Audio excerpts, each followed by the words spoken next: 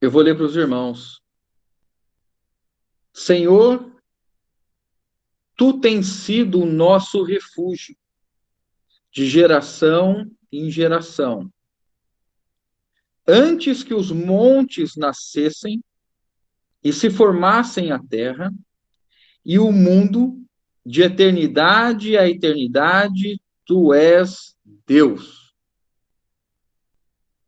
Senhor, tu tens sido o nosso refúgio, de geração em geração, antes que os montes nascessem e se formassem a terra e o mundo, de eternidade a eternidade, tu és Deus. Esse Salmo 90 é um salmo de Moisés e ele tem muita relevância para nós que estamos fazendo o estudo de Gênesis, né? Cujo autor é Moisés. E como nós vimos no sábado passado, quando nós iniciamos o capítulo 1, e nós estamos retomando, então, rapidamente, algumas questões de contexto, porque é fundamental nós termos o contexto do livro de Gênesis e também o contexto do Pentateuco, já que esse conjunto de 5 livros, eles foram escritos e são de autoria de Moisés, e eles têm uma finalidade primeira, né, de trazer ao povo de Israel, que havia passado 400 anos no Egito, na escravidão do Egito, depois de ter descido ali, como nós já vimos, né, depois de ter descido ali, naquele momento de Jacó e seus irmãos encontrarem com José, e aí eles encontram aquele ambiente, porque havia fome em toda a terra, enfim, eles ficam ali, José morre, Jacó morre, né?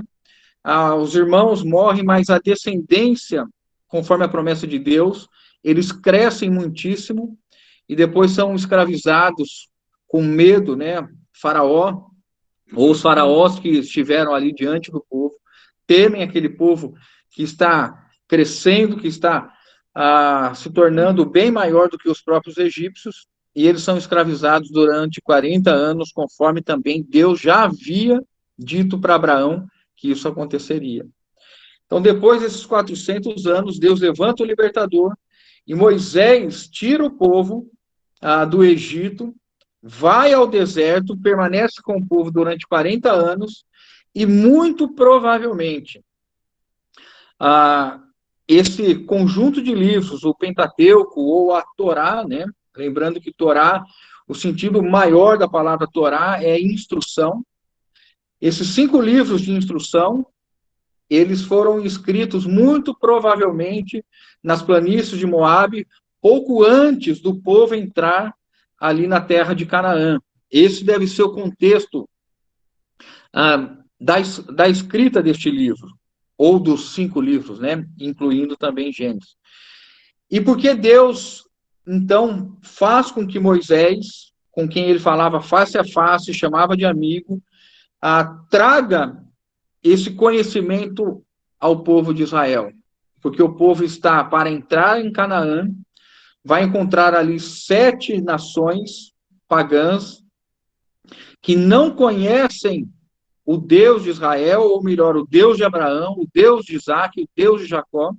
E esse povo, depois de 40 anos, vai assumir uma terra que tem povos, e eles teriam que saber qual é a razão moral, qual é o aspecto moral que daria legitimidade para eles entrarem na terra e expulsarem aquele povo. O livro de Gênesis relata isso. Esta terra de Canaã é a terra prometida a essa descendência que está com Moisés, a este povo que está com Moisés e que vai entrar na terra. Os seus pais, os seus ancestrais, Abraão, Isaac e Jacó, receberam a promessa, não somente de que o descendente viria da nação deles, né, fazendo referência ao próprio Messias, ao próprio Salvador, mas que eles também teriam como parte da aliança, não somente uma descendência, e trariam bênção a todas as famílias da terra, mas também que os seus descendentes ocupariam aquela terra, Canaã. Agora o povo sai do Egito, Moisés os lidera, vai com o povo até as fronteiras de Canaã, e o povo está diante de 7 nações. Moisés vai trazer, então, ao conhecimento do povo uma segunda geração, já que a primeira geração foi derrubada no deserto, e Moisés, então, vem apresentar a visão de Deus, do seu reino, a visão do cosmo para os israelitas, para que eles possam ver o propósito de Deus, a criação de Deus, o propósito da criação de Deus. Então, esse é o contexto que nós temos. Por isso que quando nós lemos esse salmo, é importante nós entendermos que Moisés, quando diz assim, antes de tudo que o Senhor criaste, tu és Deus. Porque, irmãos, Gênesis capítulo 1 fala prioritariamente de Deus. Gênesis capítulo 1 tem como o sujeito principal, tem como aquele que deve atrair os olhares, Deus, Elohim, o Deus Todo-Poderoso. A primeira frase que nós vimos semana passada, né, o primeiro versículo, no princípio criou Deus os céus e a terra. E é nesse contexto de um Deus poderoso, um Deus grandioso, um Deus exaltado, um Deus que cria as coisas sem necessidade de nada, é que Moisés está apresentando Deus para os primeiros leitores. Nós devemos ter sempre em mente, irmãos, os primeiros leitores do Pentateuco é essa assembleia dos judeus que acompanham aí Moisés e depois estarão com Josué, e eles são os primeiros a serem instruídos por Moisés a respeito de Deus, do seu plano, do seu propósito, uma visão de mundo, uma visão, na verdade, de cosmo, né? Uma cosmovisão a partir de Deus. Eles deixariam de lado toda a questão que eles haviam recebido como influência dos egípcios, toda forma de adoração egípcia, toda forma de costumes, tradições, tudo precisaria agora ser eliminado, lançado fora, destruído, para que a visão do Deus único, verdadeiro, o Deus de Abraão, de Isaac e Jacó, pudesse instruir mente e corações, e eles pudessem, então, entender a aliança. E para nós, irmãos, este livro se torna fundamental, porque nós conhecemos a Deus, conhecemos o seu propósito, que desde o primeiro capítulo é estabelecido, nós conhecemos a maneira de Deus agir, e que Deus olhava neste livro de Gênesis e via a semente santa, a semente do Messias, sendo levada de geração em geração, até que o Verbo se encarnasse em Maria e nós tivéssemos, enfim, e finalmente, o grande e bendito Senhor e Salvador de toda a humanidade, nosso Senhor Jesus Cristo, né? Então, nós vimos no sábado passado, ou na reunião anterior, né, nós vimos o capítulo 1, os versículos 1 e 2. E hoje nós vamos dar sequência, né, no versículo 3. Versículo 3, 4 e 5 nos diz o seguinte: Gênesis capítulo 1, versículo 3, 4 e 5. Os irmãos quiserem me acompanhar, eu vou ler. Disse Deus: haja luz e houve luz. E viu Deus que a luz era boa e fez separação entre Deus e... Perdão, irmãos. E fez separação entre a luz e as trevas. E chamou Deus a luz dia e as trevas noite. Houve tarde e manhã, o primeiro dia. Então, novamente, versículo 3, 4 e 5. Disse Deus: haja luz e houve luz. E viu Deus que a luz era boa e fez separação entre a luz e as trevas. E chamou Deus a luz dia e as trevas noite. Houve tarde e manhã, o primeiro dia. O versículo 2 de Gênesis, né, nos dá esse quadro da Terra numa situação, numa esfera em que havia uma dificuldade de discernimento, porque a Terra estava, a Terra era sem forma, vazia, né, e ela não tinha nada habitando, estava mergulhada aí numa profundeza de abismo, né? Uma situação de indefinição. Mas o capítulo 2 ele termina dizendo, né? E o Espírito de Deus pairava sobre as águas, né? A melhor tradução para pairava seria no sentido de movimentar, já que a palavra nem movimentar consegue trazer o sentido mais próximo da palavra original, que é de movimento contínuo, ininterrupto e vivificador ou vivificante. O Espírito, numa situação dessa, né, de vazio, uma situação dessa em que não havia nada, o Espírito de Deus ele estava atuando, estava agindo, estava então preparando uma mudança de cenário. E quando nós entramos no versículo 3, disse Deus: haja luz e houve luz.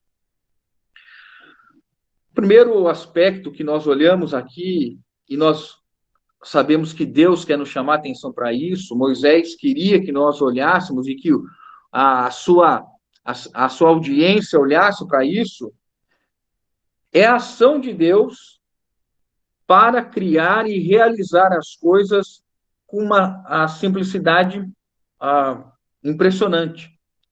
Nós temos esse cenário do versículo 2, e Deus, quando diz haja, de imediato há um faça-se, há um surgimento. Deus traz a luz e ele, então, coloca em evidência o seu poder, a sua magnitude, a sua grandeza na realização desse feito. Aquilo, um ambiente onde não havia nada, agora Deus diz, haja, e de imediato nós temos a luz. E viu Deus que a luz era boa. Aqui é uma maneira, né, irmãos, que o autor, guiado pelo Espírito Santo, ele está nos ensinando a apreciarmos aquilo que Deus aprecia. Evidentemente, né, que Deus, por ser Deus ilimitado e restrito, insondável, eterno, antes dos céus, né, Moisés diz, olha, antes do Senhor criar as coisas, o Senhor já estava. Deus é antes dos céus, antes da terra, antes do universo. Então, quando fala aqui, e viu Deus que a luz era boa, o sentido principal é que Deus está nos instruindo a achar bom aquilo que ele acha bom. É a maneira que Deus está nos mostrando como admirar as coisas que Deus admira. Então, quando Deus diz, isso é bom, ele está dizendo para nós, Alex, goste do que eu gosto, ache bom o que eu acho bom.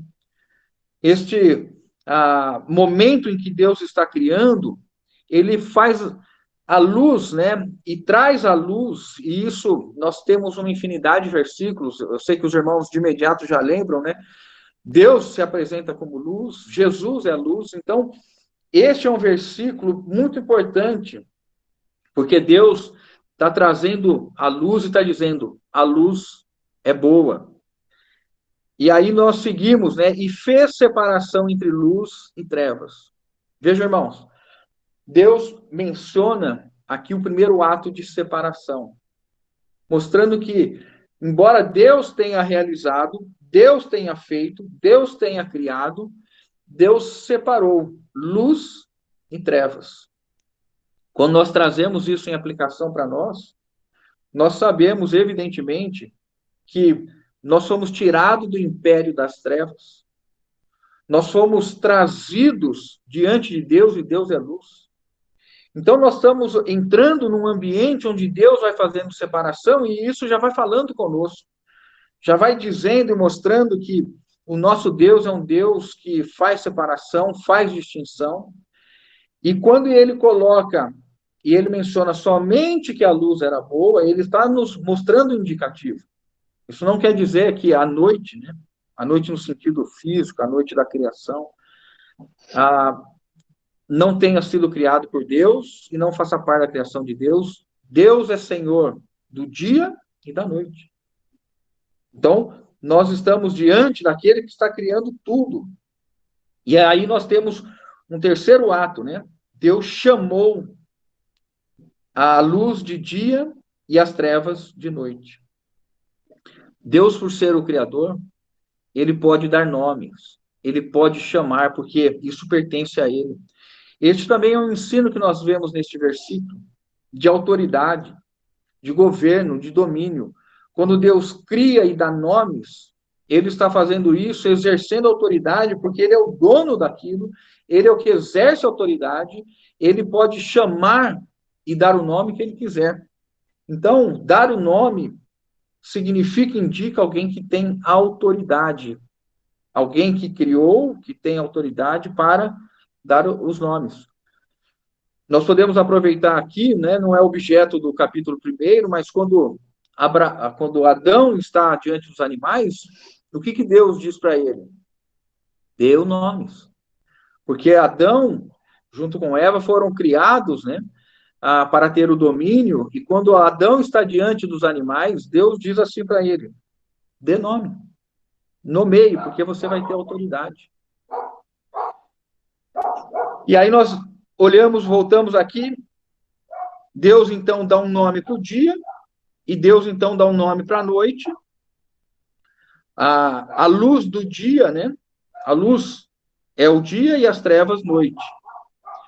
E aí nós encerramos o versículo 3. Houve tarde e manhã, o primeiro dia. Essa maneira de dizer houve tarde e manhã, ela está muito relacionada à maneira, né, em que o povo de Israel entende a contagem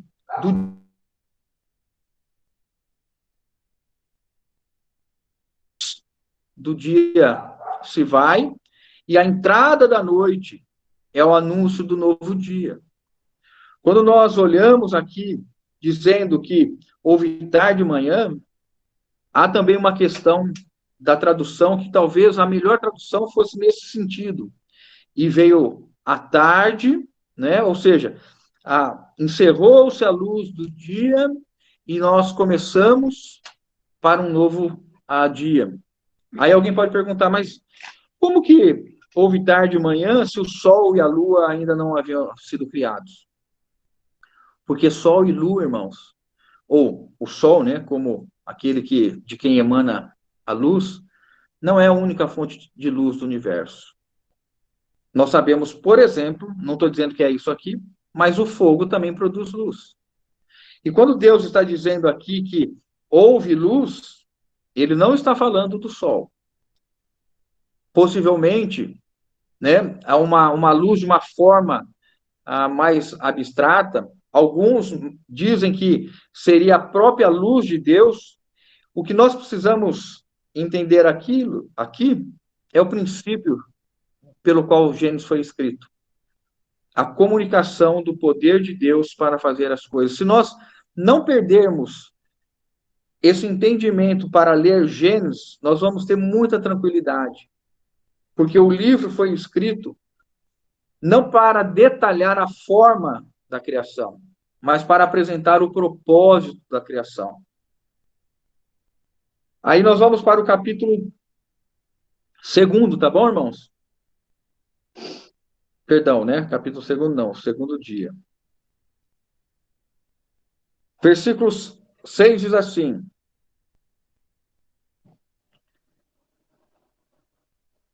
E disse Deus, haja firmamento no meio das águas. Perdão, eu perdi aqui. Haja firmamento no meio das águas e separação entre águas e águas. Fez, pois, Deus o firmamento e separação entre as águas de baixo do firmamento e as águas sobre o firmamento. E fez assim. E chamou Deus o firmamento céus. Houve tarde e manhã, o segundo dia. Então, nós estamos caminhando agora para esse segundo dia, a partir do versículo 6, né, até o versículo 8. Deus está, então, diante daquela situação de águas, né? Só havia águas. O que Deus faz? Deus separa a água de cima da água de baixo. A palavra firmamento traz essa ideia de algo que foi utilizado para subir as águas de cima, separando das águas de baixo, né? A palavra em si traz essa ideia de uma expansão, de um sustentáculo, de uma redoma, algo que sustentasse as águas de cima. Nós poderíamos, numa linguagem nossa, né, dizer assim, havia um oceano em cima e águas e um oceano embaixo. Deus faz essa segunda separação e o firmamento ele chama de céus. O versículo 8, chamou Deus o firmamento céus.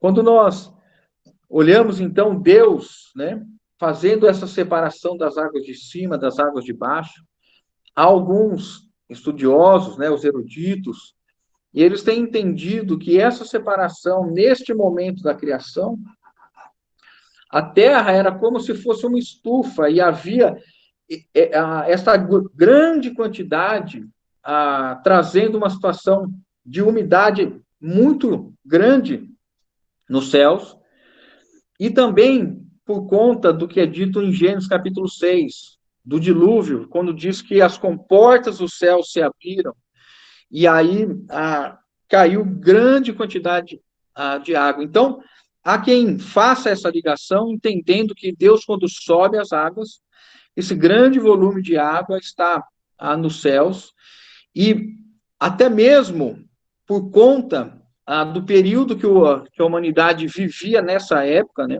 Os primeiros homens criados com mais de 900 anos, né? Salvo engano, Adão viveu 930 anos, e há quem argumente isso. Pela condição climática da Terra, o homem vivia muito. E depois do dilúvio, a condição do homem, a idade do homem, é reduzida. Mas, novamente, irmãos, do que nós estamos falando?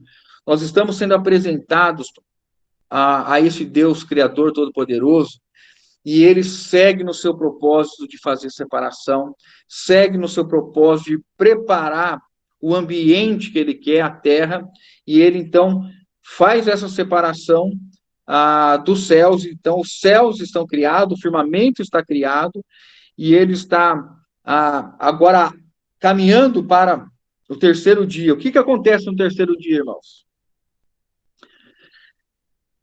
Versículo 9. Disse também Deus: ajuntem-se as águas debaixo dos céus num só lugar, e apareça a porção seca. E assim se fez. A porção seca chamou Deus terra, e ao ajuntamento das águas, mares. E viu Deus que isso era bom. Deus, então, deste grande oceano, dessa grande quantidade de água que havia ficado embaixo, né, as águas de baixo, Deus faz emergir uma porção seca. Deus traz à terra a existência, e a partir desse momento, Deus, quando vê a porção seca, Deus, novamente, por ser o Criador, por ser o dono, ele chama essa porção seca de terra. E o ajuntamento das águas, ele chama de mares. Então, nós temos nesse terceiro dia, nós temos a porção seca e os mares. Nós já temos céus, nós temos agora terra, e nós temos, então, agora os mares.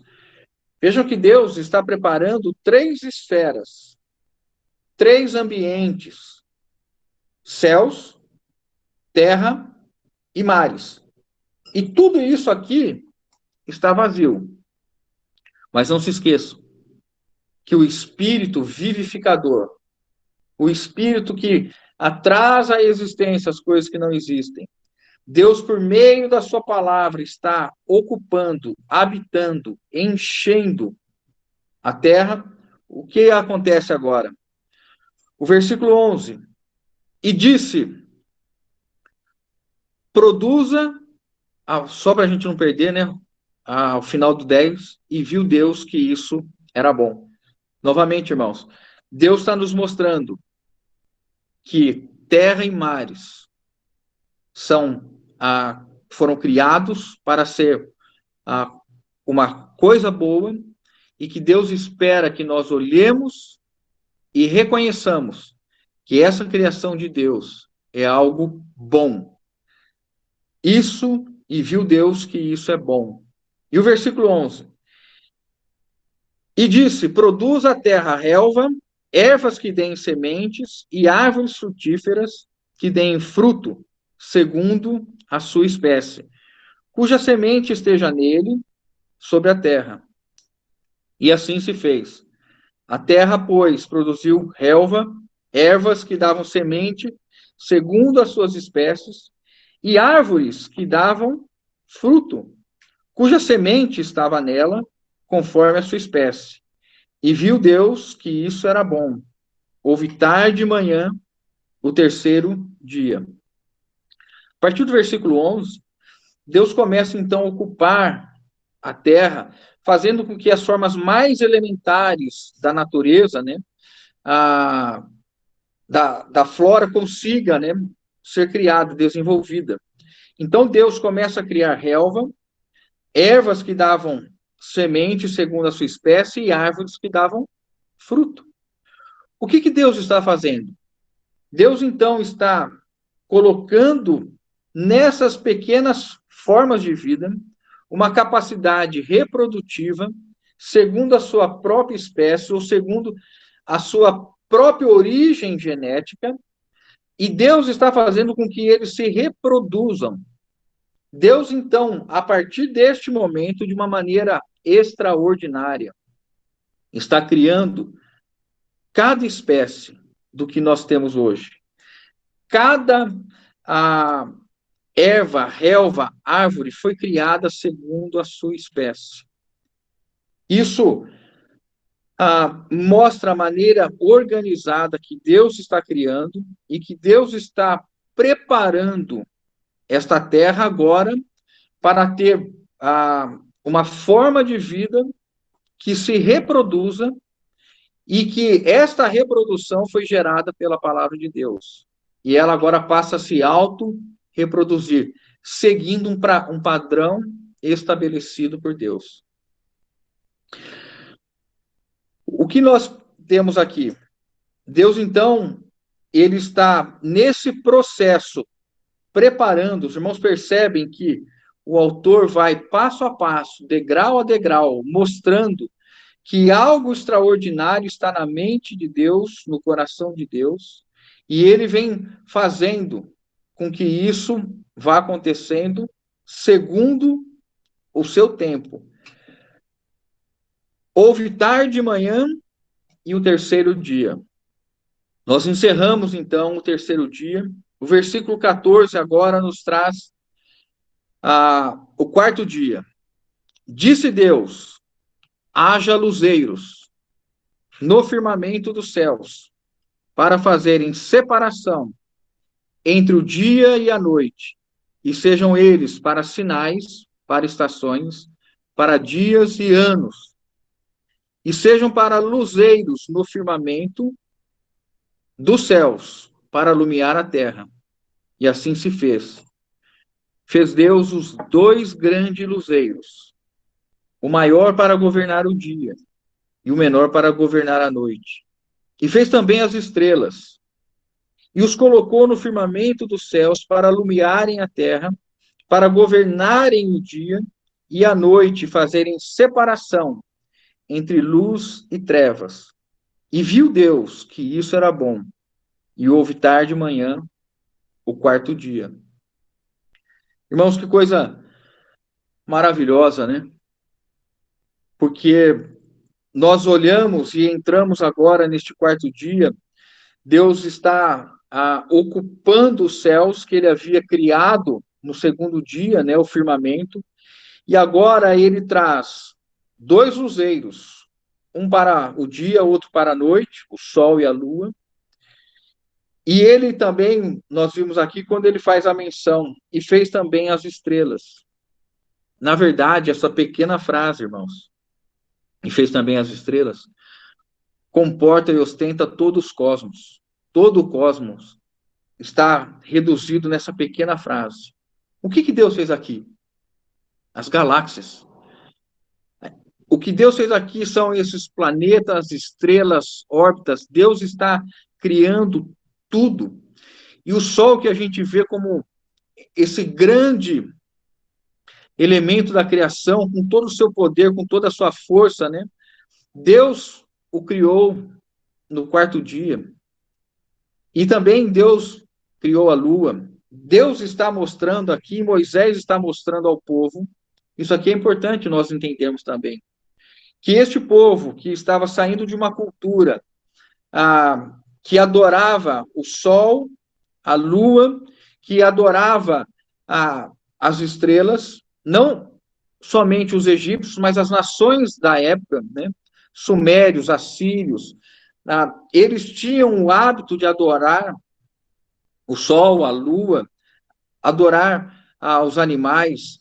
E Deus está aqui especificamente tratando de criar o sol e a lua, que era objeto no Egito de adoração. Moisés está dizendo para os israelitas, quando vocês viam a adoração do Deus Sol, da deusa Lua, quando havia contemplação e adoração e sacrifícios a eles, imaginando serem eles um Deus poderoso, eu estou mostrando para vocês que Elohim, ele criou o sol e a lua pelo poder da sua palavra, sendo tão somente um item da criação, e que foi criado especificamente, irmãos, vejam aqui, isso é fantástico, irmãos, o Espírito Santo é maravilhoso. Ele define e indica qual é a função dos luzeiros, né? O versículo 14. Sejam eles para sinais, para estações, para dias e anos. Eles não controlam a vida do homem, eles não determinam a vida do homem, não é? Há pessoas que hoje, né, pleno século XXI, atribuem a horóscopo, atribuem a disposição dos planetas, das estrelas, para dizer que quando alguém nasce, ele vai ter essa ou aquela personalidade, signo. Quando a palavra de Deus mostra que Deus criou todo o universo e colocou os elementos, e colocou os itens da criação, os luzeiros, para servirem a um propósito de iluminar a terra, que também está no versículo 17, e para servir de sinal, estação, dias e anos. Inclusive os israelitas faziam a contagem das suas festas, né? A festa da lua nova, tinham a sua questão tanto da plantação, de colher, baseando, né? Porque nós estamos falando de uma época que não havia relógio, que não havia bússola, que não havia nenhum outro elemento. Então, o sol e a lua, as estrelas, eram utilizados, né, para determinar a época de plantação, para determinar época em que até mesmo os rituais de adoração a Deus, a Jeová, deveria ser feito, né? Então, nós estamos aqui vendo Deus dizendo o seguinte, olha, o sol e a lua e as estrelas, que são objeto de adoração dos pagãos, eles foram criados pelo haja, pelo faça-se, pela palavra de Deus, para servirem a Deus e servirem à criação de Deus que Deus estabeleceu. Quero ler com os irmãos como essa questão é importante e como Moisés tem essa preocupação de instruir os primeiros leitores, né? Instruir essa assembleia dos israelitas. Há um texto em Êxodo capítulo 20, se os irmãos quiserem me acompanhar.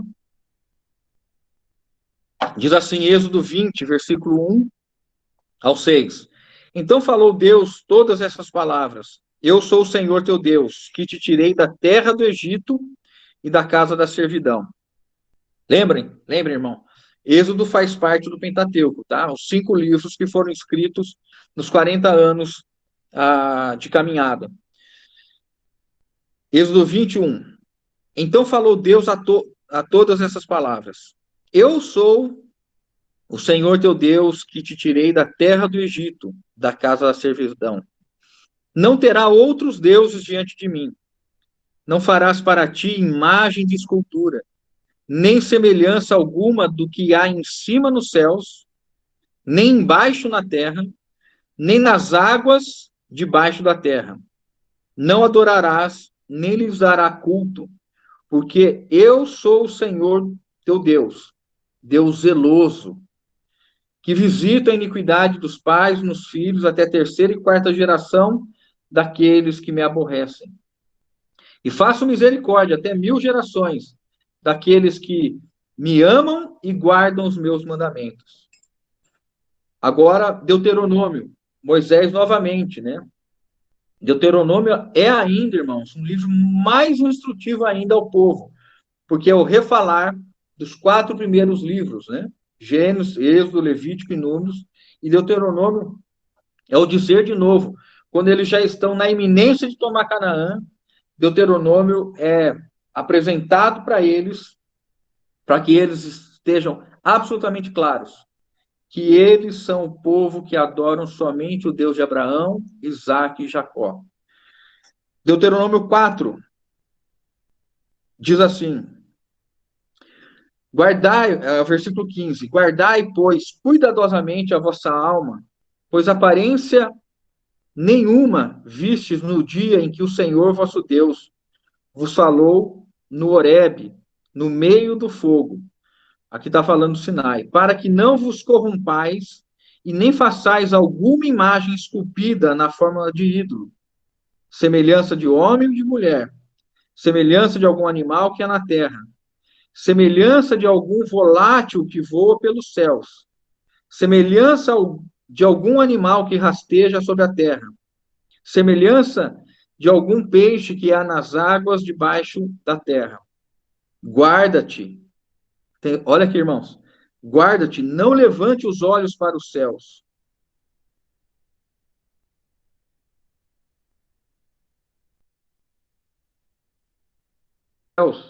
Seja seduzido a inclinar-te perante eles e dê culto àqueles, coisas que o Senhor, teu Deus, repartiu a todos os povos debaixo de todos os céus. Mas o Senhor vos tomou e vos tirou da fornalha de ferro do Egito, para que lhe seja povo de herança, como se vê hoje. Irmãos, como esse relato de Gênesis, da criação, ele é importante para a nossa visão de universo, né? Essa cosmovisão, para instruir e nos guardar de que nós seguimos somente o Deus Todo-Poderoso, o Deus Criador, o Deus que fez os céus e a terra. E não há nenhum outro item de culto, de reverência, não há nenhum item do qual, ou no qual nós nos prostramos. Aqui, nesse último texto de Deuteronômio, Deus fala dos homens. Faraó era visto como um deus, né? Na verdade, os imperadores antigamente eram vistos como uma manifestação da divindade. Se adorava animais, né? Até hoje se adora animais, vacas, gato, tantas outras coisas, né? E aqui Deus está dizendo: vocês vão entrar numa terra, que é a terra que eu vos dei, mas existem 7 nações pagãs que têm toda forma de adoração. Mas vocês são um povo que adoram o Deus único e verdadeiro, o Deus criador dos céus e da terra. Louvado seja o Senhor.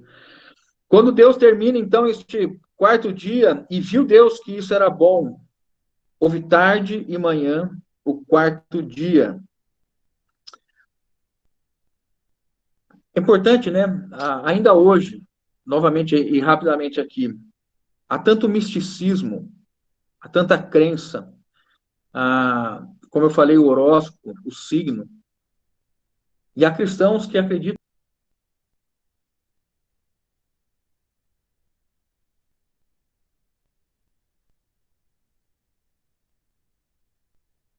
O Alex sumiu. Caiu, o Alex caiu. E tá picotando muito. Será que é só o meu ou tá picotando mesmo? Acho que é a internet, ele voltou aí. Voltei, irmãos? Então vamos Voltou. seguir. Prossegue, A minha Alex. internet, a minha internet caiu. Voltou Então, já. só para nós estarmos convictos disso, irmãos. Não existe nenhuma forma, e os textos que nós lemos, né, eles afastam de uma maneira tão absoluta qualquer possibilidade do homem se dobrar em culto e reverência a qualquer item da criação. Isto não pode acontecer. Nós não devemos ter superstições, nós não devemos ter misticismo, não é? Nós cremos exclusivamente que o Deus que cria do nada, que o Deus que traz à existência as coisas que não existem, que criou todas as coisas, ele sustenta todas essas coisas. E ele nos deu o Salvador para que nós vivêssemos por meio de Jesus Cristo, aquele que sustenta tudo e todos. E este Salvador, ele deve reinar absoluto no nosso coração, pondo fim, irmãos, a qualquer forma, por menor que seja, a culto e reverência, né? A reverência nesse sentido de reconhecer um poder divino, de deidade em qualquer objeto da criação. Vamos para o quinto dia, irmãos. Bom, então Deus ocupou o céu, agora ele ocupou o céu, né, com o sol, a lua, as estrelas, né, o cosmos foi amplamente ocupado, e chegamos no quinto dia. Versículo 20. Disse também Deus, povoem as águas de enxames, de seres viventes, e voem as aves sobre a terra, sobre o firmamento dos céus. Criou, pois, Deus os grandes animais marinhos e todos os seres viventes que rastejam, os quais povoam as águas, segundo as suas espécies, e todas as aves, segundo as suas espécies. E viu Deus que isso era bom. E Deus os abençoou, dizendo, sede fecundos, multiplicai-vos, enchei as águas dos mares, e na terra se multipliquem as aves. Houve tarde e manhã, o quinto dia. Deus, então, ele está agora, por ser do coração de Deus, ocupar, a dar vida, finalidade, propósito à terra criada. As três esferas estão sendo ocupadas. Lembra que nós falamos? A primeira esfera, os céus. A segunda, a terra seca, né? A porção seca, a terra. E as águas, os mares, os oceanos. Povoem as águas de enxames de serem viventes. Deus está criando toda forma de vida aquática. Tudo aquilo que vive na água, Deus está criando. Deus está criando também as aves para ocupar os céus. Criou Deus também os grandes animais marinhos. E criou ainda os seres que rastejam, versículo 21. Rastejam, os quais povoam as águas, segundo as suas espécies. Novamente, Deus está criando cada item desses seres, tanto aquático quanto terrestres, e os pássaros, segundo as suas espécies. Deus está realizando a partir do nada, criando geneticamente todas essas formas de vida, e a partir da genética que Deus estabelece por meio do seu poder e da sua palavra, esses seres têm capacidade de autorreprodução. Então, Deus está dando autonomia na reprodução, e desde a criação, então, isto vem acontecendo e reproduzindo até os dias de hoje, porque Deus assim determinou. E cada um criado segundo a sua espécie, segue a sua espécie. Não há meio de algo criado de uma espécie se transformar em outra espécie. Dentro da própria espécie, existem as adaptações, né? O que na biologia é chamada de microevolução, mas dentro da espécie não há o surgimento saindo de uma espécie, de uma base genética e indo para outra base genética. Não existe isso. Deus cria tudo segundo a sua espécie. Novamente, o versículo 21 termina dizendo, e viu Deus que isso era bom. Deus está nos instruindo, irmãos, a nós admirarmos a criação de Deus, a nós olharmos com bons olhos toda a criação de Deus. Isso também afasta aqueles que pensam, e era muito comum, na verdade, com o passar dos séculos, né?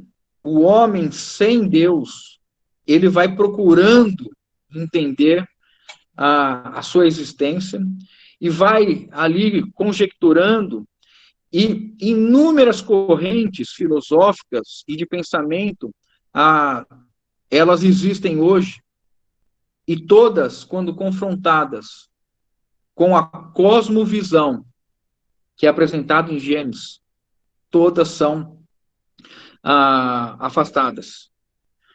Há quem entenda que toda a matéria é má, e Deus está dizendo exatamente ao contrário, que tudo que ele criou é bom. Os céus são bons, a terra é boa, os mares são bons, os animais criados são bons, a matéria que Deus criou é boa, e Deus está nos instruindo a nós admirarmos todas essas coisas. Versículo 22, e Deus os abençoou dizendo,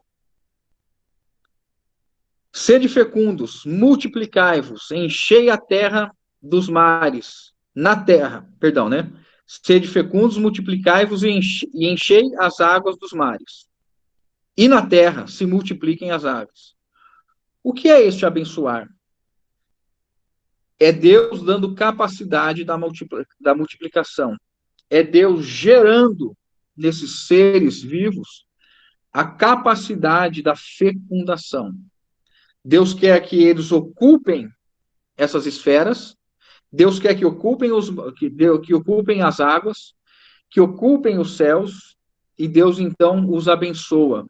Esta bênção aqui indica Deus dando capacidade física de reprodução por meio da sua palavra. Deus criando uma condição adequada para que o seu propósito possa ser realizado. E aqui, irmãos, nós aprendemos uma lição. Sempre que Deus tem um propósito, Deus dá os meios para que esse propósito se cumpra. E aí nós entendemos porque Deus nos deu o Espírito Santo, porque Ele deseja que nós vamos falar disso daqui a pouco, sejamos conformados à imagem do seu Filho. Então, Ele dá meios para que isso aconteça. Louvado seja o Senhor, né? Eu vou ler um versículo de Salmo 104 para os irmãos, versículos 24 e 25. Os irmãos estão vendo, né? O texto poderia, né, ser ocupado, né, de uma leitura mais pausada, mas o meu desejo é ver com os irmãos a questão do homem ser criado à imagem e semelhança de Deus, né? É onde eu quero ter mais tempo para meditar com os irmãos, que é o versículo, o sexto dia, né? Mas antes de chegarmos no sexto dia, queria ver Salmo 104, versículos 24 e 25 com os irmãos. Olha o que o salmista diz, irmãos. Que variedade, Senhor, nas tuas obras. Que variedade, Senhor, nas tuas obras. Todas com sabedoria as fizeste. Cheia está a terra das tuas riquezas. Eis o mar vasto e imenso, no qual se movem seres sem conta, animais pequenos e grandes. Irmãos, uma condição adequada nossa é nós entendermos que Deus fez toda a criação para a satisfação do homem, para atender à necessidade do homem, para fornecer para o homem algum tipo de conforto. Quando a gente olha a natureza, quando a gente admira a natureza, irmãos, em todo lugar da terra, não é? Nós encontramos beleza. Hoje, esses canais que tem programa que mostram, né, os lugares da terra, nós ficamos impressionados com as belezas. O que Deus está dando para o homem, se não um meio de conforto, não conforto no sentido de comodidade, um conforto no sentido de prazer, de gozo, de nós contemplarmos um lugar tão lindo que Deus criou. O salmista, ele fica cheio de gozo. Que variedade, Senhor, nas tuas obras. Todas com sabedoria fizeste. Quando nós olhamos a criação, quando nós olhamos, né, os pássaros, as flores, as plantas, as cachoeiras, os mares, as montanhas, a neve, quanta beleza, de graça. Deus deu tudo de graça para nós contemplarmos. Todos os países, irmãos, têm belezas. Não há como nós falarmos assim, esse lugar é mais bonito do que o outro. Todos são belos, lindos. E Deus quer nos trazer um refrigério, não é? Mesmo neste mundo, aqui agora já a palavra é outro sentido, o mundo, a da queda, né? O mundo no sentido desse sistema conduzido pelo príncipe deste mundo, né? Satanás, que oprime, né? Esse império das trevas. Mesmo nesse caos, né? Dentro dessa palavra, Deus nos contempla com uma beleza. E nós, se nós soubermos admirar, nós até mesmo somos sarados emocionalmente, né? Não deem aqui uma conotação ampla. O que eu estou dizendo é que contemplar Deus, as obras de Deus, que indicam, que apontam, que falam de Deus, né? Os céus apontam para a glória de Deus. As flores, Deus nos diz, né? Tudo isso é bom. É bom para mim, é bom para os irmãos. Louvado seja o Senhor. Chegamos então no sexto dia, irmãos. Sexto dia, capítulo 24. Disse também Deus. Perdão, né? A Aline está me lembrando aqui, versículo 24. Disse também Deus: produz a terra seres viventes conforme a sua espécie. Novamente a questão da espécie, não vou falar mais, nós já falamos. Animais domésticos, né? A ideia aqui, Moisés usa a palavra no sentido de gado, aquele animal que estava destinado a servir, a estar diretamente com o homem, né? Animais domésticos, répteis e animais selváticos, né? Aqui a ideia são os animais carnívoros, esses animais que vivem longe do homem, segundo a sua espécie. E assim se fez. Então, agora Deus está ocupando a terra, né? Deus ocupou os céus com as aves, ocupou as águas, né? Criando os animais aquáticos, inclusive os grandes animais, né?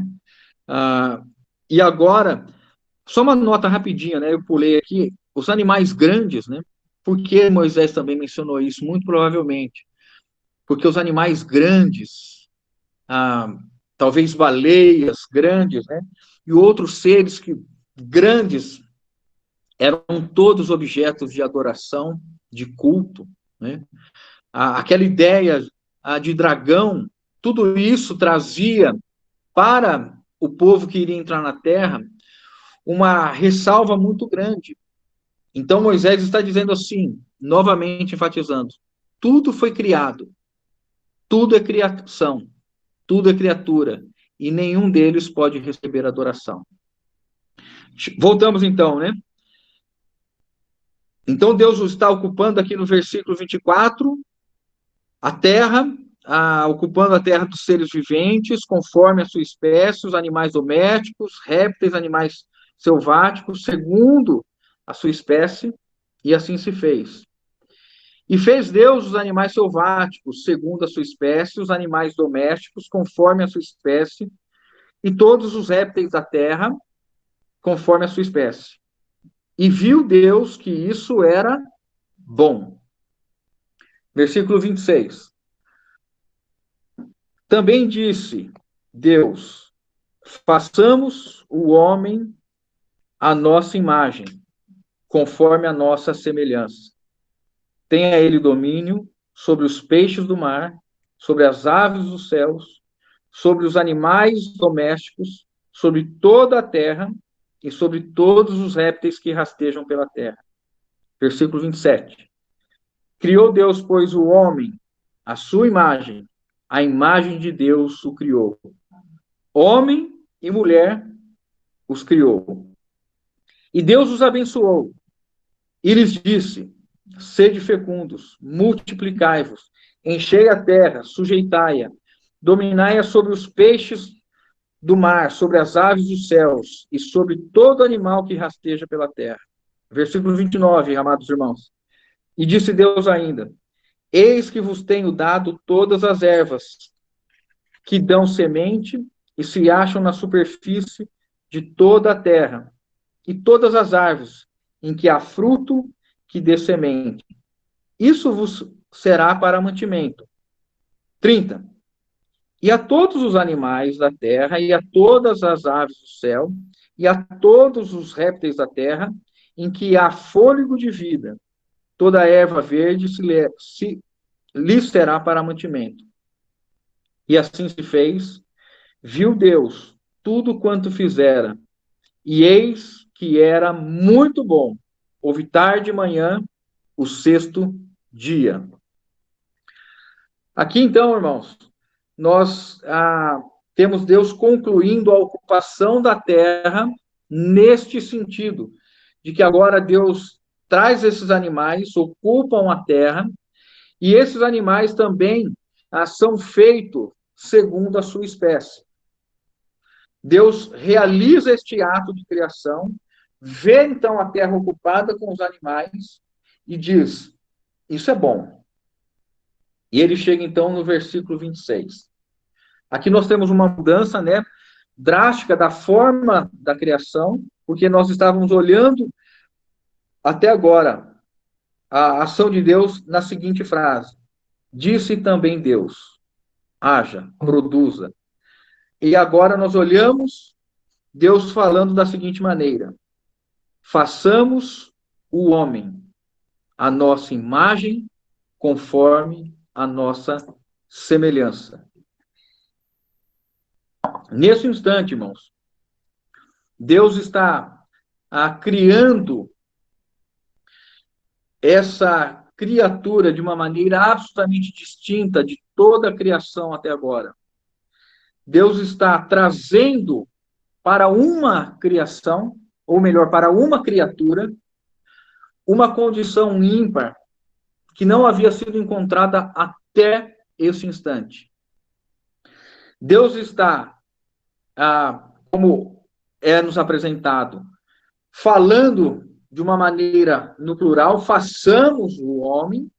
Então, há aqui esse primeiro elemento mais nítido, mais claro a respeito da trindade divina, Nós temos Deus sendo apresentado no versículo 1, No princípio era Deus, Elohim.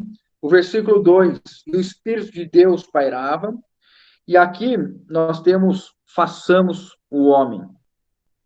Agora eu quero ler com os irmãos João, Evangelho de João, capítulo 1, se os irmãos puderem me acompanhar, diz o seguinte. Versículo 1, no princípio era o verbo, e o verbo estava com Deus, e o verbo era Deus. Ele estava no princípio com Deus. Todas as coisas foram feitas por intermédio dele, e sem ele, nada do que foi feito se fez. Então, é claro, irmãos, que quando nós estamos falando aqui dessa criação de Gênesis 1, nós temos Jesus, o Verbo, junto com o Pai e com o Espírito. A Trindade está envolvida na criação, não somente na criação do homem, não é? Porque o Verbo estava com Deus e o Verbo era Deus. Quando? Sempre. E o Espírito de Deus? Sempre. Então, quando nós encontramos aqui uma frase dessa, em que o autor, ele enfatiza o verbo a fazer, no plural, façamos, o homem, a nossa imagem, está sendo dado uma ênfase grandiosa a esta criatura. Essa criatura agora tem algo que nenhum outro ser tem, que é a imagem de Deus. Façamos o homem, a palavra homem é Adam, né, no hebraico, que significa que tem mais a sua raiz voltada a este pó vermelho, a essa questão da terra vermelha, né? Então, façamos o homem, Adam, né, no sentido aqui, não o homem gênero, né, masculino, mas no sentido de raça, façamos o homem a nossa imagem conforme a nossa semelhança. Então, a humanidade, a raça criada por Deus, ela detém, todo ser humano detém a imagem e semelhança de Deus. Isso Deus incutiu no homem, firmou, fixou no homem, que o ser humano traz essencialmente a sua imagem e a sua semelhança.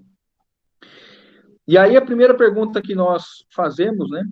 O que está sendo transmitido, conferido ao homem quando o homem é criado à imagem de Deus?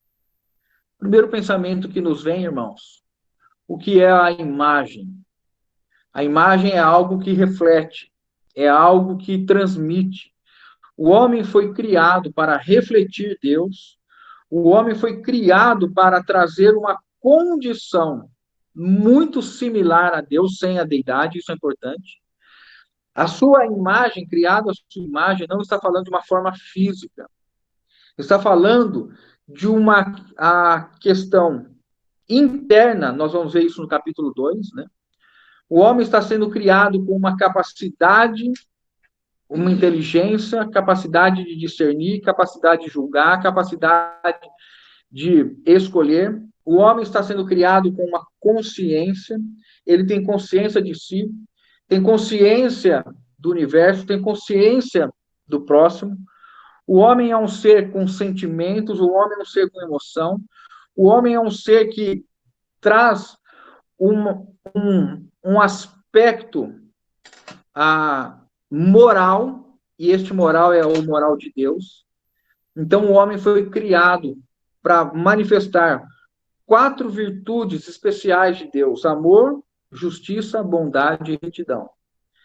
Quando nós falamos que o homem foi criado à imagem de Deus, Deus está querendo que este homem agora viva moralmente com as virtudes de Deus, e que espiritualmente, porque Deus vai criar o homem com o espírito, né? Os irmãos sabem disso, eu não vou ler a respeito disso. O homem tem espírito, alma e corpo, né?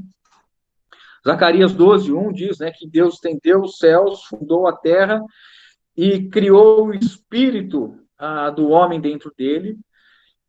Paulo fala em 1 Tessalonicenses 5:23, né, que o Deus da paz vos santifique em tudo, e o vosso espírito, alma e corpo sejam encontrados íntegros e irrepreensíveis na vinda do nosso Senhor.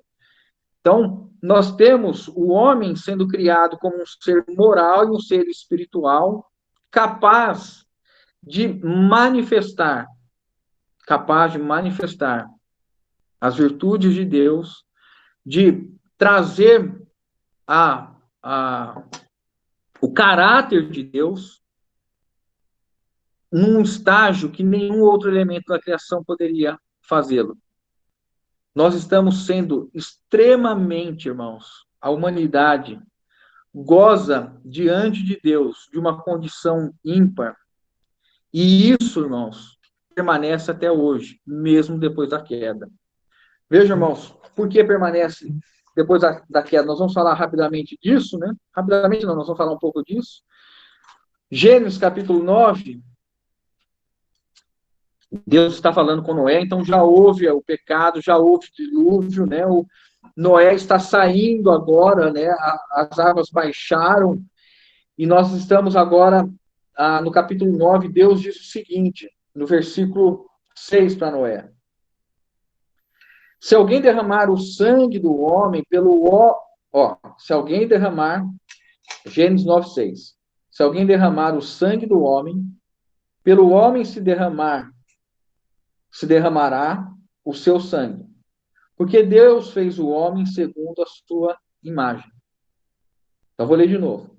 Se alguém derramar o sangue do homem, pelo homem se derramará o seu. Porque Deus fez o homem segundo a sua imagem. Então, nós estamos no capítulo 9, o homem já experimentou a queda, mas a imagem, ainda que distorcida e corrompida do homem, e não mais em sua plenitude. Somente Adão e Eva gozaram da plenitude da imagem de Deus, né? E, claro, o Senhor Jesus Cristo, que foi concebido, e nós vamos falar do Senhor daqui a pouco, que foi concebido sem pecado algum e criado não, né? E ele manifesta a imagem de Deus. Então, Adão e Eva, antes do pecado, e Jesus foram os únicos que tiveram oportunidade, né, de manifestar esta imagem sem a corrupção do pecado. Depois Adão e Eva pecaram, toda a descendência humana pecou, né?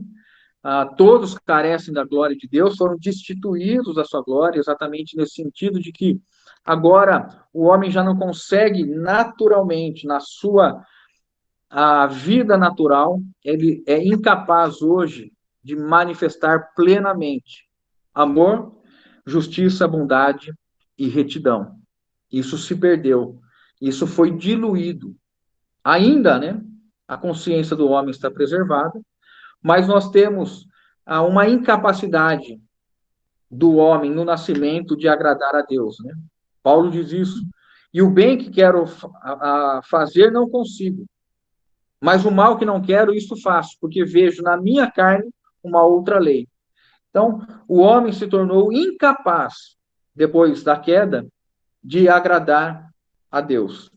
Então, a imagem é essa característica, né? O homem criado com a sua alma, um centro de afeições, um centro onde ele tem consciência de Deus, ele tem consciência do próximo, tem consciência de si, ele tem sentimentos, ele tem vontade, tem capacidade de deliberar, capacidade de discernir, capacidade de distinguir, ele é capaz de fazer isso. Mas ele, com o pecado, ele perde isso. E o que seria, então, a palavra... a palavra... Deixa eu voltar aqui, que o texto correu. A palavra semelhança. Uma dos ensinos que eu tive, né, e procurei, e vendo isso, a palavra semelhança, ela quer trazer a ideia de que, embora o homem tenha sido criado à imagem de Deus, este homem não é Deus. Ele é somente a semelhança de Deus. O homem não tem a deidade de Deus. O homem não tem a eternidade no sentido de Deus, que Deus é eterno. O homem é alguém criado. O homem foi trazido à existência por Deus e, portanto, ele nunca vai ser objeto de adoração, como nós estamos vendo enfaticamente aqui, né? Mas o que mais? O homem não tem a onisciência, a onipresença, e o homem não tem o poder de Deus. O homem não é onipotente. Então, irmãos, quando fala de expressão, significa que o homem, ele não foi criado sendo uma reprodução de Deus, mas ele foi criado com uma capacidade de manifestar a Deus e manifestar as virtudes de Deus. Deixa eu só aqui ler para os irmãos também essa parte final que eu gostaria de mostrar para os irmãos, né? O homem criado à imagem de Deus é para refletir Deus e para ser o representante, nós vamos falar um pouquinho, de Deus na Terra. Alguém criado para ser um ente moral e espiritual, para refletir o caráter e o ser de Deus, manifestando inteligência, pessoalidade, consciência, modo criativo e linguagem. mas sem a deidade e sem a capacidade de realizar os feitos exclusivos de Deus.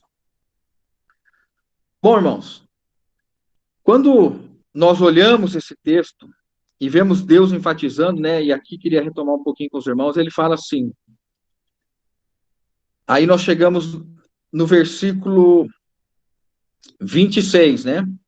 Façamos o homem, eu já falei, né, o homem no sentido de humanidade, a nossa imagem conforme a nossa semelhança, e aí Deus vai dando as funções, vai dando designações.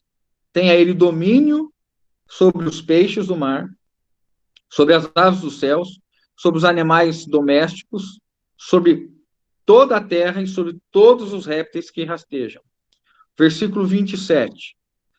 Criou Deus, pois, o homem à sua imagem. A imagem de Deus o criou. Homem e mulher os criou. Esse versículo 27 é um poema na língua hebraica, mostrando todo o prazer que Deus teve na criação do homem à sua imagem. E quando nós temos aqui homem e mulher, na língua original, homem é no sentido de macho, né? A palavra zakar é macho. Os tradutores que utilizaram a palavra homem, mas a palavra é macho. E mulher é nekba. Eu não conheço o hebraico, estou lendo para os irmãos aqui, só para a gente poder ver a distinção que Deus faz na sua palavra. Essa palavra significa a fêmea. Então, Deus criou o homem, a raça humana, a sua imagem e semelhança, e Deus criou o homem, o macho e a fêmea.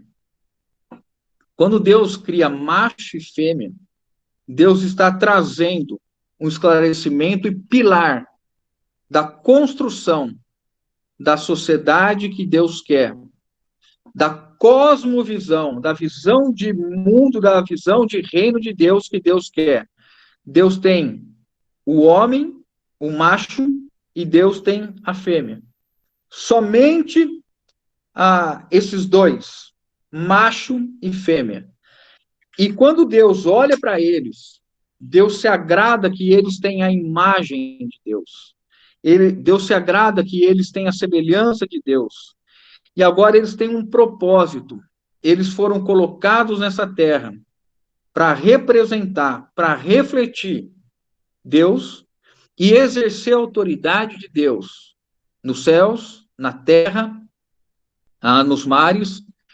E este casal, ele é abençoado. O versículo 22. E Deus os abençoou. E lhes disse, sede fecundos, multiplicai-vos, enchei a terra e sujeitai-a. Aqui, então, Deus, o que é essa bênção? Essa bênção de Deus, ela implica no dom de força e poder vindo de Deus para derrotar infertilidade, para derrotar morte, para derrotar incapacidade. Deus está colocando agora neste casal o poder de reproduzir. E reproduzir o quê? A imagem e a semelhança de Deus. E como nós vimos, o homem, ainda que nascendo debaixo do pecado, ele ainda é alguém criado à imagem de Deus. E por isso, nós olhamos para o ser humano com um olhar absolutamente diferente de tudo. Porque nós olhamos o homem entendendo que Deus criou o homem com uma capacidade, um propósito de servi-lo. E aqui nós entendemos que o homem, sem a conexão com o Criador, ele perde propósito, perde razão, perde motivo de estar na Terra. Deus dá significado, propósito, Deus dá dimensão a esfera de atuação, falando para o homem, vocês vão ter domínio, vocês vão estar agora como meus regentes, né, ou co-gerentes com Deus na criação, e este homem só passa a ser útil encontrar propósito na comunhão com Deus. E aqui que eu queria distinguir, né? O item supremo da distinção do homem, dos itens das outras criaturas, é que Deus conferiu ao homem a capacidade de adoração. O homem foi criado, então, distintivo dos outros seres, com a capacidade de adorar. O espírito humano que foi colocado no homem, foi dado ao homem para que o homem seja um adorador. E Deus procura os verdadeiros adoradores que adoram em espírito e em verdade. O homem, então, ele foi criado com o espírito humano para ser alguém de relacionamento, de intimidade com Deus e de comunhão com Deus, conexão com Deus. Essa capacidade, irmãos, guardem isso, é um grande tesouro. Se unir a Deus, se comunicar com Deus, viver para Deus, atender o propósito de criação, é a razão pela qual nós fomos criados. Claro, fomos criados, como poderíamos dizer, esse último estágio da criação, né? E sendo essa coroa da criação, nunca o centro da criação, porque o centro da criação é o nosso Senhor Jesus Cristo. Nós fomos criados para Ele, para atendê-lo, né? Então, o homem é este ponto alto da criação, mas nós fomos criados para manifestar a glória de Deus e para trazer a sua imagem. E agora, só para a gente chegar na parte final, vou pedir mais 10 minutos dos irmãos. Eu vi que o tempo já passou, mas para a gente finalizar pelo menos essa parte hoje de uma maneira a exaltar o nosso amado Senhor Jesus. Quando o homem perde, então, irmãos, na queda, essa capacidade de manifestar inteiramente a vontade de Deus, Deus prepara, nós sabemos disso, um Redentor, né? Todos pecaram e estão destituídos da glória de Deus. Deus vem trazer em Jesus Cristo, então, o quê? Um meio de recobrar e dar ao homem novamente o estado original de adoração e de reprodução das virtudes de Deus, dando ao homem novamente condição de ter a imagem de Deus. E aonde está a imagem de Deus? Colossenses 1,15. Colossenses 1,15. Eu vou ler para os irmãos, se os irmãos quiserem anotar. Este é a imagem do Deus invisível, o primogênito de toda a criação. Uma referência a Jesus Cristo. Este é a imagem do Deus invisível, o primogênito de toda a criação.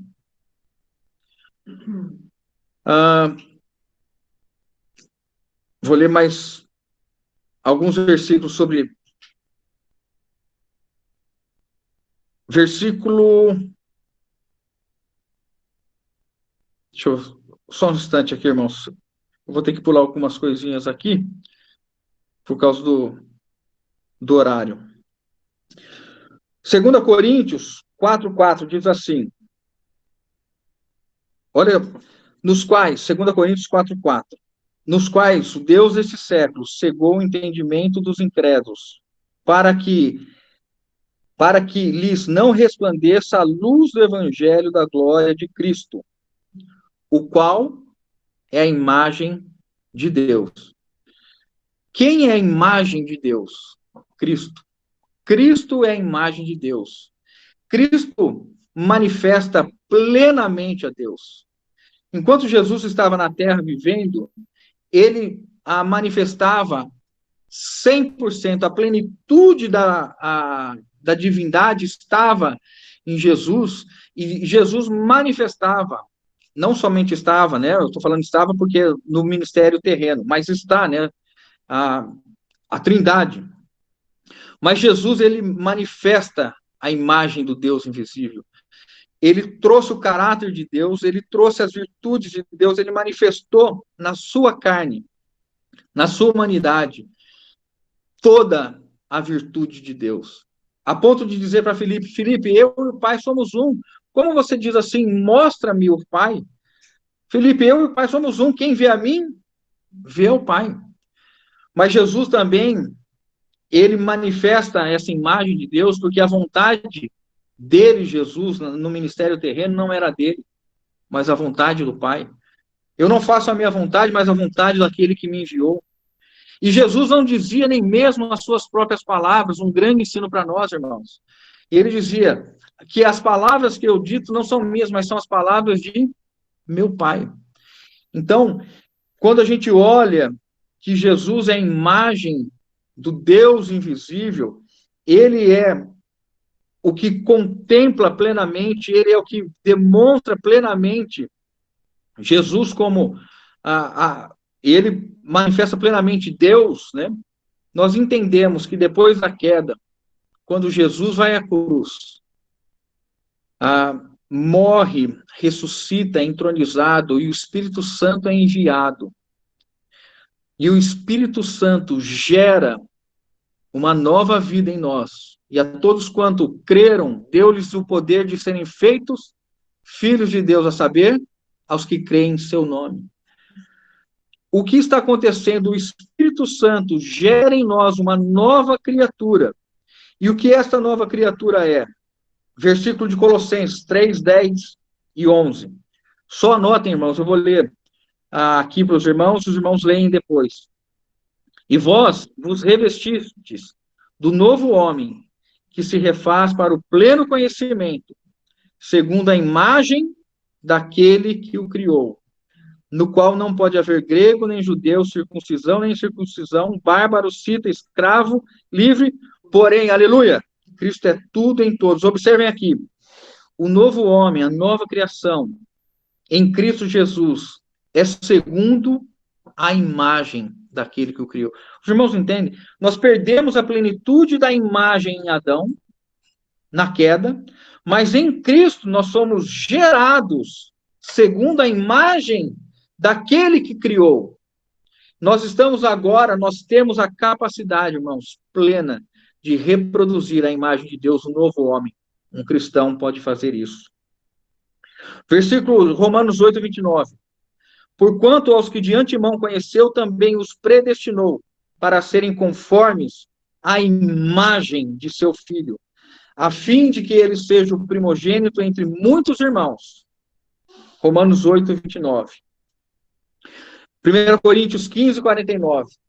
Não, deixa eu falar um pouquinho, vai. Romanos 8, 29. O propósito de Deus, então, quando na salvação de Jesus, é que nós sejamos conformados à imagem do seu Filho. Associem sempre agora, irmãos. Quando Paulo está falando aqui, Paulo tem em mente Gênesis, capítulo 1, o homem criado à imagem e semelhança. Capítulo 3, a queda do homem. Aí nós temos a redenção em Jesus. Paulo está dizendo assim, nós vamos agora retomar a condição original que está no coração de Deus. O homem pode manifestar a imagem, porque nós temos agora o Cristo, que é a imagem do Deus vivo habitando dentro de nós. E ele manifesta as suas virtudes através de nós hoje por meio do Espírito Santo. 1 Coríntios 15, 49. Só anotem, por favor, irmãos. E assim como trouxemos a imagem do que é terreno, devemos também trazer a imagem do celestial. No nosso nascimento biológico, a imagem do que é terreno, do que foi objeto ali mencionado em Gênesis capítulo 1. Trazemos a imagem de Deus, mas essa imagem corrompida, distorcida, a imagem terrena, o nosso nascimento biológico.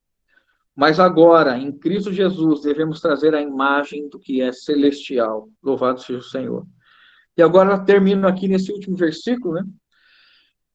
Como, então, na prática, irmãos, nós somos transformados e conformados à imagem de Cristo? Eu já dei a dica, né? Falando assim, 2 Coríntios 3, 18. E todos nós, com o rosto desvendado, contemplando como por espelho a glória do Senhor, somos transformados de glória em glória, na sua própria imagem, como pelo Senhor, o Espírito. Então, o que nós temos? A carreira cristã, a vida cristã hoje para nós, é que nós devemos estar diante do Senhor Jesus, contemplando. E nós contemplamos de duas maneiras. por meio da sua palavra. A palavra de Deus é luz, ela faz separação de trevas. A palavra de Deus ilumina, a palavra de Deus alimenta. E quando nós estamos diante do Senhor na comunhão, como Paulo diz, e todos nós, como de rosto desvendado, contemplando como por espelho a glória do Senhor, somos transformados de glória em glória. Lembra que o homem foi destituído da glória com o pecado? Agora nós retomamos a glória, a plenitude da imagem de Deus, contemplando Jesus, tendo comunhão, orando, buscando na palavra. Nós somos conformados à sua própria imagem, como pelo Senhor, o Espírito. Irmãos, eu peço desculpas aos irmãos, né? 8h20. Que Deus possa nos fazer olhar e contemplar a criação de Deus, olhando para Deus. Guardem isso no coração. Gênesis 1 quer falar de Deus, do seu propósito. O livro de Gênesis quer mostrar propósito, visão, reino de Deus. Deus criando o homem à sua imagem para a satisfação dele mesmo. Para que Deus possa, então, finalmente... Vejam, Deus olha, né? Nós olhamos o tempo, Deus olha na eternidade. Deus olhava para aquele povo que estava para entrar em Canaã e via nele a semente santa, o Messias, a redenção. E aqui eu queria terminar com esse pensamento, né? Jesus, irmãos, Jesus consegue cumprir duplamente a função. Jesus é a imagem de Deus e Jesus exerce todo o domínio e Jesus, ele multiplica com a igreja, não é isso? Porque quando o Espírito Santo entrou em nós, a igreja foi gerada, a igreja é a noiva de Cristo. E quando a igreja, cada um de nós, testemunha e de pregar o evangelho a toda criatura, ensinando-os a guardar as coisas que vos tenho ensinado, batizando-os em nome do Pai, do Filho e do Espírito Santo, o que nós estamos fazendo? Gerando discípulos. Nós estamos multiplicando, nós estamos fecundando. Então, Cristo e a igreja, hoje, eles manifestam plenamente o propósito de Deus. A imagem de Deus é gerada nesse discípulo, neste novo homem que nasce na nova criação, e a terra vai sendo tomada a imagem de Deus por meio da igreja, não é? Por isso que Jesus termina dizendo que ele é o cabeça da igreja e ele sujeitou todas as coisas aos seus pés, que é a igreja, o seu corpo. Cristo cabeça, a igreja e os pés da igreja sujeitando toda a criação. Esse é o cenário de Gênesis na plenitude, no propósito, no coração de Deus sendo cumprido, com Cristo e a igreja vivendo plenamente a presença do Senhor. Que Deus nos guarde, que o Espírito Santo, irmãos, possa ministrar em cada um de nós a grandeza deste capítulo, a grandeza deste livro, a grandeza de Deus, o seu propósito. E não esqueça, irmãos, todo ser humano, hoje, ainda debaixo do pecado, tem a imagem de Deus, e quando ele crê no Senhor Jesus, essa imagem, ela é restituída, ou ela é plenamente agora arrumada, e ele pode expressar Deus plenamente, né? Que Deus guarde e abençoe a cada um de nós, no nome do Senhor Jesus. Desculpem novamente pelo horário, irmãos. Amém.